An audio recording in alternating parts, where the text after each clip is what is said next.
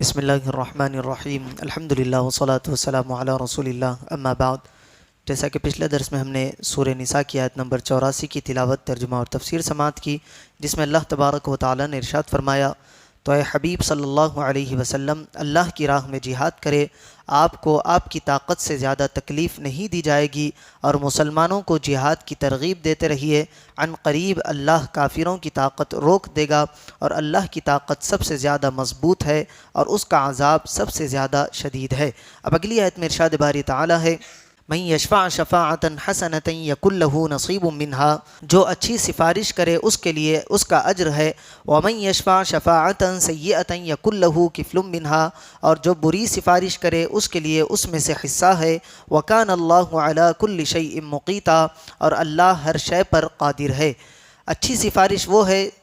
جس میں کسی کو جائز نفع پہنچایا جائے یا تکلیف سے بچایا جائے، اس پر ثواب ہے، جیسے کوئی نوکری کا واقعی مستحق ہے اور کسی دوسرے کی حق تلفی نہیں ہو رہی ہو تو سفارش کرنا جائز ہے، یا کوئی مظلوم ہے اور پولیس سے انصاف دلوانے میں مدد کے لیے سفارش کی جائے۔ بری سفارش وہ ہے جس میں غلط سفارش کی جائے، ظالم کو غلط طریقے سے بچایا جائے یا کسی کی حق تلفی کی جائے، جیسے کسی غیر مستحق کو نوکری دلانے کے لیے سفارش کی جائے، یا کسی کو شراب یا سینما کے لائسنس دلوانے کے لیے سفارش کی جائے، یہ حرام ہے۔ اگلی آیت میں ارشاد ہے، وَإِذَا حُيِّيتُم بِتَحِيَّةٍ، اور جب تمہیں کسی لفظ سے سلام کیا جائے، فَحَيُّوا بِأَحْسَنَ مِنْهَا، تو تم اس سے بہتر لفظ سے جواب دو، او ردوہا، یا وہی الفاظ کہہ دو، ان اللہ کان علی کل شیء حسیبا، بے شک اللہ ہر چیز پر حساب لینے والا ہے۔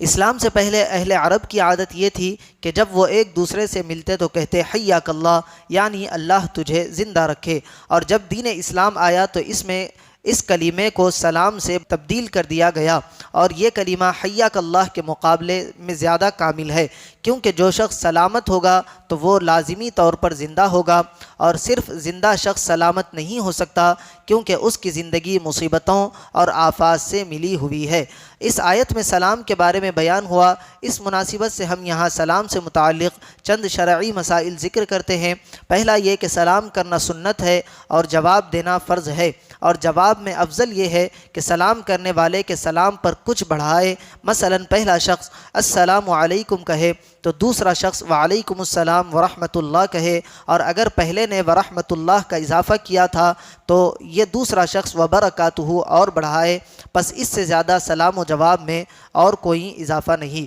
دوسری بات یہ معلوم ہوئی کہ کافر، گمراہ، فاسق اور استنجا کرتے مسلمانوں کو سلام نہ کرے۔ یوں ہی جو شخص خطبہ، تلاوت قرآن، حدیث، مذاکرہ علم، اذان اور تکبیر میں مشغول ہو، اس حال میں بھی ان کو سلام نہ کیا جائے، اور اگر کوئی سلام کر دے تو ان پر جواب دینا لازم نہیں۔ تیسری بات، جو شخص شطرنج، چوسر، تاش وغیرہ کوئی ناجائز کھیل کھیل رہا ہو، یا گانے بجانے میں مشغول ہو، یا پاخانہ یا غسل خانے میں ہو، یا برہنہ ہو، اس کو سلام نہ کیا جائے۔ چوتھی بات، آدمی جب اپنے گھر میں داخل ہو تو بیوی کو سلام کرے۔ بعض جگہ یہ بڑی غلط رسم ہے کہ میاں بیوی کے اتنے گہرے تعلقات ہوتے ہوئے بھی ایک دوسرے کو سلام کرنے سے محروم کرتے ہیں، حالانکہ سلام جس کو کیا جاتا ہے اس کے لیے سلامتی کی دعا ہے۔ پانچویں بات، بہتر سواری والا کمتر سواری والے کو، اور کمتر سواری والا پیدل چلنے والے کو، اور پیدل چلنے والا بیٹھے ہوئے کو، اور چھوٹا بڑے کو اور تھوڑے زیادہ کو سلام کرے۔ یہ سلام کے کچھ آداب تھے جو ذکر کیے گئے۔ اللہ تبارک و تعالی سے دعا ہے کہ انہیں اور سننے سے زیادہ اعمال صالحہ کی توفیق عطا فرمائے۔